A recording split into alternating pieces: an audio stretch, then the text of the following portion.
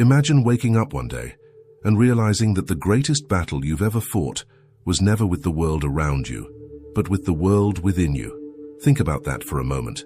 Every frustration, every disappointment, every self-destructive habit, all of it might be a reflection of something deeper, something you've been refusing to see. Today we're going to explore one of the most profound psychological experiences of all, what really happens when you face your shadow, and why, paradoxically, you may lose motivation right after doing so. But stay with me until the end, because the last revelation is the most powerful of all. It might just change how you see yourself, your purpose, and the hidden forces shaping your life. Before we go deeper, take a moment to subscribe to the channel, leave a like and share your thoughts in the comments. The insights we'll uncover today could change the way you understand your own mind and perhaps help someone you know who's silently struggling.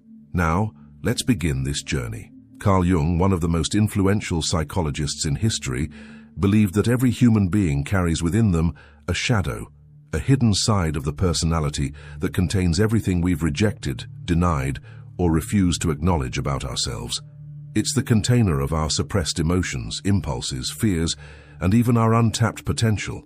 Facing this shadow isn't just an act of courage, it's an act of truth, but it's also a deeply destabilizing experience. When you first confront those darker parts of yourself, you begin to realize that you are not who you thought you were. The image you built, the identity you cling to, begins to crack. That's when something strange happens. Many people report that after deep self-reflection, therapy, or moments of awakening, they feel empty, drained, unmotivated, as if something that once fueled their ambition has disappeared. Why does that happen? Shouldn't self-awareness make us stronger, more inspired, more whole? Jung would say that when the conscious mind finally meets the unconscious, an internal balance begins to shift. What once drove you, your desire for success, control, or validation, might have been fueled not by your true self, but by the very shadow you've now seen. The ego loses its illusion of control, and with it, the artificial energy that was driving you forward. This is why, after an intense moment of self-discovery, you might feel a deep loss of motivation. You've seen through the false structures that used to push you, but haven't yet connected with the deeper purpose that will truly guide you. You've exposed the machinery of your own mind, and now, for the first time, you're standing in silence, unsure of what really moves you. It's a necessary emptiness. Jung often described this phase as the descent into the night sea journey, the time when the conscious self descends into the depths of the unconscious to be transformed. It's a spiritual winter of sorts. Everything familiar fades away, and you are left face to face with your raw, unpolished self. Have you ever felt that way? That after finally realizing something profound about your behavior, your relationships, or your fears, you suddenly lose all the drive you once had? It's not because you're broken, it's because you're evolving. The false motivation that came from denial or repression can no longer sustain you. This process is like dismantling an old house. Before you can build something new and authentic, the old structures must fall. And that demolition is exhausting. Many people stop there, mistaking the emptiness for failure. But in truth, it's the beginning of the most authentic transformation a person can experience. Philosopher Friedrich Nietzsche wrote, "One must still have chaos in oneself to give birth to a dancing star." That chaos, that internal confusion and disorientation, is not the end of your journey. It's the sign that your old identity is dissolving and something new is waiting to emerge. You lose motivation after facing your shadow because your psyche is recalibrating. You are shifting from external validation to inner truth, from unconscious patterns to conscious living. It's not the death of your motivation, it's the death of your illusion. And what comes after is far more powerful. But to reach that point, you must first understand what the shadow truly represents and how it secretly influences almost every decision you make, even when you think you're in control. In the next part, we'll dive deeper into how the shadow forms, how it hides within your relationships, and how it manipulates your sense of purpose without you even realizing it. When Carl Jung spoke of the shadow, he wasn't describing something inherently evil or dark in a moral sense. He was pointing to the totality of what we refuse to see in ourselves, the emotions we suppress, the instincts we fear, and even the strengths we never allowed to emerge. It's everything that doesn't fit the story we tell about who we are. From childhood, we learn what is acceptable, We're rewarded when we act kindly, politely, responsibly, and we're punished or shamed when we express anger, jealousy, or desire. Slowly, without realizing it, we push those disapproved feelings into the unconscious. They don't disappear, they just wait. And in time, they begin to rule us from the shadows. Jung once said, "Everyone carries a shadow, and the less it is embodied in the individual's conscious life, the blacker and denser it is." In other words, the more we deny our own complexity, the more we become controlled by what we suppress. That's why we project. We see in others what we cannot accept in ourselves. Think about it. How often have you criticized someone for traits you secretly carry? The arrogance, the selfishness, the insecurity, those reactions are often mirrors reflecting parts of you that are asking to be seen. The shadow is clever. It hides behind judgment, superiority, or even moral righteousness. In relationships, it manifests as emotional triggers. You might find yourself inexplicably drawn to certain people or repelled by others. This isn't random attraction or dislike. It's your unconscious seeking integration. The people who irritate you most often reveal something unresolved within you. When you begin to see this, the entire world becomes a mirror. Every encounter, every reaction, becomes an invitation to deeper awareness. But here's where the paradox intensifies. The more conscious you become, the less your old sources of motivation work. You no longer chase approval with the same desperation, because you see how much of your life was driven by the need to prove something. This is the stage Jung referred to as the confrontation with the shadow. It's an inner earthquake. You begin to see how your pride was built on insecurity, how your kindness sometimes masked fear of rejection, and how your ambition often hid the terror of being ordinary. Psychologist Robert A. Johnson, who expanded on Jung's ideas, described this moment as a necessary humiliation. When you finally see yourself without illusion, it humbles you to the core. And in that humility, a strange calm begins to arise, but also a deep fatigue. The fight to maintain your ego's image ends, and the psyche needs time to reorganize itself. That's why so many people, after an awakening or deep inner work, experience burnout or apathy. The energy that once came from defending your false self is gone. You haven't yet connected with your authentic energy, the kind that flows naturally when you're no longer at war with yourself. It's like taking off a heavy armor you've worn all your life. You feel lighter, yes, but also exposed, naked, vulnerable. That exposure can feel terrifying, and your first instinct might be to put the armor back on, to return to your old habits, your distractions, your illusions of control. But if you resist that temptation, something beautiful begins to happen. You start to see your shadow not as an enemy, but as a guide. Inside your anger, you find boundaries. Inside your jealousy, you find your unmet desires. Inside your fears, you discover your deepest longings. The shadow transforms from a monster in the dark to a messenger from the unconscious, showing you what your soul truly needs. But this is not a one-time event. Integration is a lifelong journey. Every stage of growth reveals a new layer of the unconscious, a new corner of the psyche waiting for light. Jung warned that the shadow is a moral problem that challenges the whole ego personality, meaning that to confront it, you must face your own hypocrisy, fragility, and contradictions. It's uncomfortable, but it's also the birthplace of wisdom. This is where true motivation begins to return, but in a completely different form. Instead of being driven by fear, guilt, or comparison, you begin to act from alignment. Your goals no longer come from wanting to be seen, but from wanting to see, to understand, to create, to serve something meaningful. And yet, few people reach this point. Most stop when they hit the emptiness, when they lose their old drive and mistake it for failure. They don't realize that the death of the false self always feels like depression at first. As the philosopher Søren Kierkegaard once said, the greatest hazard of all, losing oneself, can occur very quietly in the world, as if it were nothing at all. That quiet loss of self is also the threshold of transformation. Once you've seen your shadow, you can no longer return to unconscious living.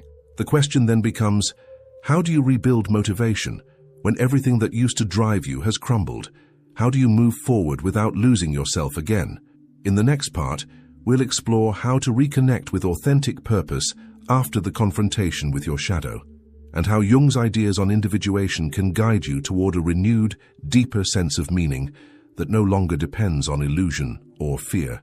When you've faced your shadow, a curious silence takes over. The noise that once filled your mind, the endless comparisons, the constant self-judgment, the anxious drive to prove something, begins to fade. For the first time, you see how much of your energy was spent chasing illusions. But this silence, this emptiness can feel unbearable. Without the old motives, who are you? What moves you now? Carl-Jung called this moment the threshold of individuation. It's the stage where the mask of the persona, the version of yourself you show to the world, begins to dissolve. You start to sense that beneath your habits, your roles, and even your achievements, there lies a deeper essence waiting to emerge. Yet that essence doesn't reveal itself through effort. It comes through surrender. Jung once wrote, "The privilege of a lifetime is to become who you truly are." But becoming who you are isn't about adding more layers. It's about peeling them away. It's about stripping down to the authentic core that has always been there, buried under years of conditioning and fear. This process is both liberating and disorienting. You no longer want what you used to want. The things that once excited you now feel meaningless. You might even lose interest in goals that once defined your entire identity. But that doesn't mean you're lost. It means you're waking up. Think of it like a forest in winter. Everything appears lifeless, barren, still. But beneath the frozen ground, life is reorganizing itself. Roots are stretching deeper. The silence is not death, it's preparation. The psyche, too, needs this quiet period to grow new roots. Roots that will nourish motivation not from the ego, but from the soul. During this stage, Jung encouraged introspection and creativity, writing, painting, walking in nature, anything that allows the unconscious to express itself. Because when you lose motivation in the outer world, it's often a sign that the energy is being redirected inward. The psyche is calling you to listen. Many great thinkers echoed this idea. Viktor Frankl, a psychiatrist and Holocaust survivor, taught that motivation cannot be sustained by pleasure or success alone. He wrote, "Those who have a why to live can bear almost any how. Meaning, not ambition, is what fuels true vitality, and meaning is discovered, not constructed." So how do you discover it? You begin by asking questions the ego usually avoids.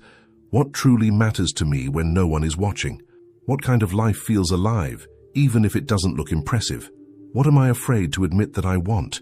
These questions pull you closer to authenticity, but they also dismantle the illusions that once kept you safe. You might realize that your career, your relationships, or even your spirituality were built on unconscious motives. The desire to be admired, to feel in control, to avoid rejection. This realization can be painful, but pain, Jung said, is the price of consciousness. Once you stop running from yourself, you start to see life differently. You begin to notice beauty in small things, a conversation, a sunrise, a quiet moment of truth.